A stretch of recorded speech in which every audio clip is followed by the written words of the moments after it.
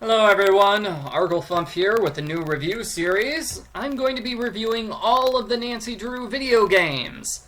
I've been hesitant to review these games because I love them to death and I can talk about them for a really long time, and I wanted to have a review which just covers everything in the game, everything I want to talk about, which means I'm gonna have a 20-minute video of nothing but me criticizing Secrets Can Kill. Now I feel like a bad Nancy Drew fan. I'll be playing the game in the background while I talk about it, just so you can have something to look at. So, Secrets Can Kill. The story is that Nancy is in Florida to solve a murder mystery at a local high school. I think that's a good premise and it works well. Other people don't like this premise. They say it's early installment weirdness because it doesn't fit in with the rest of the series. The only other time Nancy deals with murder is 27 games later, or 30 games later, depending on how you count, so it's definitely atypical for the series to have a game where Nancy deals directly with murder and guns. I feel bad for the gamers who wanted to play all the Nancy Drew games in order, because this is not a good introduction to the series. It is not giving you an idea of what the other games are like. But I don't think we should hold that against this game. It's obviously not this game's fault it doesn't fit in with the other games which didn't exist yet. So the game begins with Nancy talking to the 4 different high school students. Our various suspects, they are Hal Tanaka, the Japanese exchange student who spends all of his time studying so he can become a doctor and stay in America. We have Hulk Sanchez, the self-absorbed jerk who's obsessed with football and being the best. Daryl Gray, the responsible student council president who flirts with Nancy a lot. Connie Watson, the defensive girl who has a crush on Daryl Gray. I want to like the characters in this game, but I don't. They're all kind of jerks who go out of their way to insult Jake Rogers, the murder victim. It feels so unnatural to have everybody take cruel delight in the fact that a person was brutally murdered today. Actually, unnatural is the perfect way to describe the dialogue in this game. It's the main reason that I don't like the characters. They fall flat for me. I have 3 main problems with the dialogue. Number 1, Nancy sounds like an idiot. Most of her conversation options are short half-sentences. The one that sticks out in my mind is here at the beginning of the game when we're talking to Daryl, where Nancy's options are a diner, flip burgers, and student council president. Let me see, I think we get that if I say short order cook. Yeah. So this conversation, it just sticks in my mind because Nancy isn't really saying anything. She's just repeating random phrases that Daryl just said. And that counts as a conversation in this game. Yeah, she gets a little more eloquent as the game goes on, but she starts off sounding like a 3-year-old. Problem number 2 with the dialogue, bad dialogue trees. Let's use this first conversation as an example. Say I wanted to talk to Daryl about Maxine's diner. Okay, let's talk to him about the diner. Whoops, that was the wrong choice. Now I can't talk to him about the murder or the victim. Those options are gone forever. It's too easy to miss out on important conversation topics, especially when you have to navigate 3 or 4 conversation choices per branch. It's especially unfair when it's not obvious what each branch leads to. Could you tell which one of those 3 options led to talking about the victim? No, not really. I think the idea behind the conversation is that you can replay this game many times and you get a different conversation each time. Nice idea, but it overestimates the game's replay value. I don't think people will replay this game 5 times just to hear all the conversations.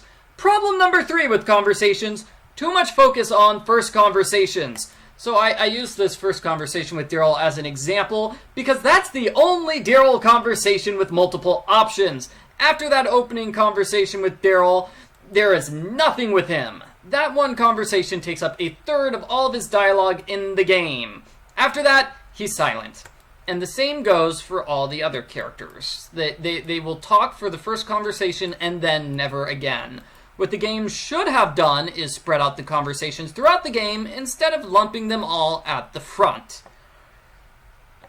So the first time you can talk to the characters, there's a lot of options and things you can talk about. The next time you talk to them, they brush you off and refuse to say anything, which is why they come across as jerks. They get mad at Nancy for trying to talk to them. I gotta go now. Later, that's what Connie says here. It's like the game is trying to punish you for being interested in the characters. Now, I've been going on a long time about problems with the dialogue. They stand out because conversations make up a majority of the game. Here's how you beat the game. You talk to everybody, solve some puzzles. You talk to everybody, solve one puzzle, talk to everybody again, end game. It's a very dialogue-heavy game, which is why it's a shame the dialogue needs work. Okay, so I'm finished with conversations now. So you have the conversations at the beginning of the game. Then we have a set of conversations where you can ask the characters about each other. Like, I can ask Connie about Daryl Gray, because I've met Daryl now. You can ask Daryl about Hal. You can just talk to everybody about everybody else. Those are interesting conversations. Actually, it gives a sense that the characters are interacting with each other, when really they're not. Then you have investigation.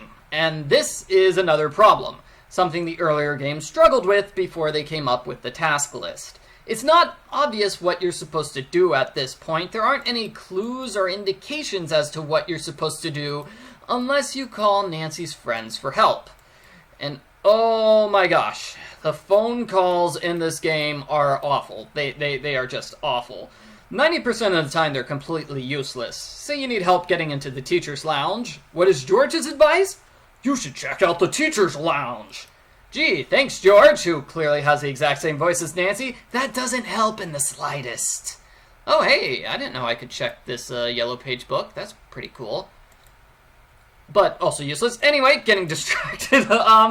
So we can't talk to Nancy's friends about anything else because she doesn't have any dialogue options in the conversations with her friends. So how do you know what to do? Because phone calls don't help? Well, you have to solve random brain teasers that are on the bulletin boards throughout the school. Some of them give you vaguely relevant clues like site of school and student files under lock and key will show the lies of a doctor-to-be. I actually like the brain teasers. The brain teasers they're kind of neat. But after the fifth or so brain teaser, they kind of wear out their welcome. And hey, what if you can't solve one of them? Sorry, you're stuck. There are no clues to help you solve the brain teasers. You either figure out how to read the hidden message or you don't. And because there are so many brain teasers, it can be hard to find the ones that you actually do need to read. So maybe they should have drawn attention to the one particular brain teaser you need, which would be somewhere here around Hal, right? Yeah, okay, so this is the one that you actually need to do. And they really should have done something to draw attention to this, because this is the important one that you have to read. Maybe they could have put a banner around it or something. I don't know. Because, you know, without something like that, finding the right clue is a needle in the haystack. This is mirror writing. It says, Jake's locker combo was a part of his fame. Just find a phone to decode his name. So that is your clue that Jake's locker can be opened with 5253. Inside the locker, you will find a knife, which you use to break into the teacher's lounge. So, yeah, Nancy actually cuts a hole into the window and breaks inside. That was an unexpected puzzle. Nancy, our heroine, has to commit vandalism in order to beat the game. I could accept that if Nancy knew there was something important inside the teacher's lounge, which she absolutely had to see right away.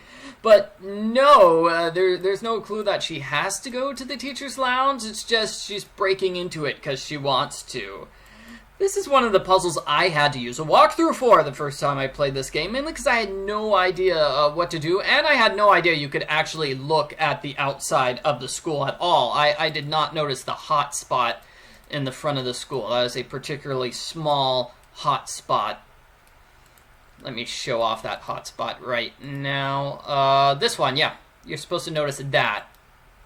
So inside the teacher's lounge, Nancy notices Hal's senior essay, which is identical to the essay in book. It's identical to a book in Jake's locker. Clearly, Hal is a plagiarist. Which, he's a plagiarist who is tied to the victim, which gives him a motive for murder. Nancy has to do similar investigation for all the other characters. So with the Hulk, you want to match the newspaper in the locker with a magazine in the library. With Connie, you want to match a book in the library with a poster in the gym. So let me actually talk about the library for a sec. There are dozens of books in the library that you can read, but you only need to read 2 of them. And that's basically the same problem we had with the brain teasers, is that it's very easy to miss the one that you do need and then get stuck. They really should have done something to draw attention to the 2 particular books that you need to read. I guess not books, just a book and a magazine, right? So the library is 2 stories tall, and I don't know why, because there is nothing of interest in the top floor. I'm sorry, it's a nice looking place, but there is no reason to go there at all. It's certainly, kudos to the art team for making an interesting looking place. It's certainly better than the rest of the game, which is mostly just identical looking hallways non-stop. But there's no reason for anybody to visit the top floor of the library besides just curiosity. So, once Nancy gets all the clues for the suspects, the culprit is going to leave a note for Nancy with Daryl, and the note tells her the solution to her mystery is inside the boiler room. So you go to the school. Whoop! Oh, wait, you have to switch CDs in order to get inside the school. Then you take 5 steps to the boiler room. Whoops! Oh no, now you have to switch CDs to get inside the boiler room. I didn't mention the CDs yet. Yeah, this game comes on 2 CDs, and you have to switch them every now and then. It's bothersome, especially here with the boiler room segment when you're checking, and it's also bothersome when you're checking out Vandalay Pharmaceuticals. Like, you have to switch CDs just to learn that there's nothing there at Vandalay Pharmaceuticals. Then you switch CDs again to go somewhere that's actually useful. Poor Vandalay Pharmaceuticals. What a useless location. It seems important, but we never go inside it. It's just sitting there on the map for the entire game, and it's unused until the last minute of the game. They easily could have done the showdown with the culprit at Maxine's instead of Vandalay Pharmaceuticals. Now, Maxine's was an interesting location. It looked nice, and I could totally see it as a popular hangout, even if it's empty all the time. The only puzzle at Maxine's is the bolt cutter puzzle, which I did not like at all. Nancy needs to secure this leaky gas line with a soup ladle, or else the building will explode. That doesn't make a lot of sense. If anything, this solution makes the situation more dangerous than it was before. Why can't Nancy secure the gas line with something more logical, like duct tape? Why is there a loose gas line to begin with? You need the bolt cutters in order to get through the culprit's trap in the boiler room. The culprit set the boiler to explode unless Nancy undoes the lock and resets the levers manually. It's a dramatic scene and a decent puzzle. I liked it. While leaving the boiler room, Nancy finds the victim's blackmail tape. She watches it at Aunt Eloise's house, which is a location that I liked. It's another location I liked. It was very homey, and I especially enjoyed the music. It's too bad there's nothing to do there besides open the safe and solve a slider puzzle. The slider puzzle, by the way, is the only puzzle that's affected by the game's difficulty setting. Every other puzzle is the same on all difficulty levels. 3 difficulty settings for just 1 puzzle? I'd say choosing your difficulty is not a very useful feature. The second chance feature was a lot more useful, and I liked it. I'm glad they kept with it for the rest of the series. The blackmail tape proves that the victim was blackmailing all of the suspects, which we kind of already knew about. The tape also gives new information. It shows Daryl is a drug runner, and that solves the mystery. Daryl says he was delivering drugs for Mitch Dillon, who's the culprit. I did not like that at all. The culprit is a random person who doesn't get introduced until the final 5 minutes of the game. That's not a satisfying conclusion to the mystery. There's no way to solve the mystery yourself because the culprit is someone we've never heard of. It's like the game designers couldn't decide who the culprit should be, so they made up a culprit at the last minute. Okay, maybe not. They probably decided to make Mitch Dillon the culprit because Mitch was the culprit in the book. Which is another thing that I want to talk about, the book. I don't think Secrets Can Kill was a good book to pick for a video game adaptation. The book is very much a product of its time, 1986. It has references to Madonna, New Coke, and the Cold War. In fact, the final third of the book is all about the Cold War. Mitch Dillon, the culprit, is working with a group of communist spies intent on destroying America. It's not easy to adapt that storyline now that the Cold War is over, and the game cuts it out completely, which is partially why the end of the game feels so jarring. The story pretty much skipped 4 chapters without warning. The weird thing, not only does the game cut out the final third of the book, but it cuts out the first third of the book. Jake doesn't die until page 57. The game begins with Jake already dead. I wonder why they decided to shift the timeline like that. The other big change from the book is the romantic subplot. Nancy and Daryl have major chemistry together and they make out a few times, so Nancy is extra shocked when she learns that he's involved in something illegal. The romance subplot is resolved at a school dance with the help of Bess, George, and Ned. Those characters aren't in the game, so that's probably why they decided to get rid of the romantic subplot. Well, mostly they got rid of it. Daryl is still pretty flirty. Back to the game. Daryl reveals that Mitch is the culprit, and the players mentally slap Daryl for not mentioning this sooner. Nancy and Daryl decide to stop Mitch themselves instead of going to the police. Even though Daryl is Nancy's police contact, so he should go to the police, I'm giving him another mental slap for that. Nancy tells all the characters about their plan to stop Mitch, but everybody decides not to help. Probably because it's a bad plan. It's not actually a plan. What happens is that Daryl walks up to Mitch, and he says, "You can't fool me, you're Jake's murderer." How is that a good plan for stopping a murderer? Did Daryl think Mitch would break down, confess, and turn himself into the police, or what? Predictably, Mitch reacts badly. He pulls out a gun so he can kill Daryl. Connie shows up at the perfect moment to kick the gun out of Mitch's hand. And this is the endgame challenge. Nancy has to grab the gun and use it on Mitch in order to win the game. Yes, Nancy uses a gun to win the game. It makes sense in context, but it's still a rather unexpected way for Nancy to stop the culprit. She is usually not that violent. I don't like the endgame challenge because you're given about 2 seconds to figure out and solve the puzzle of use the gun on Mitch. I think a better endgame challenge would be the one from the book. In the book, Daryl wears a recording device and he talks to Mitch, trying to get Mitch's confession on tape. That would have been a dialogue tree puzzle where your goal is to get Mitch to confess without making him suspicious. Just throwing the idea out there, that could have been a good way to end the game. After this, we have the happy ending where Connie and Daryl become a couple, Hulk makes up for his crimes, and Hal gets the scholarship. Nancy says her next mystery game will be Stay Tuned for Danger, although she doesn't mention it by name.